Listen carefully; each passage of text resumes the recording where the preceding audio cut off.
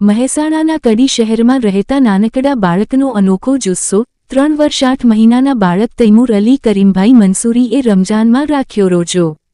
કડી શહેરમાંથી એક અનોખી અને પ્રેરણાદાયક ઘટના સામે આવી છે।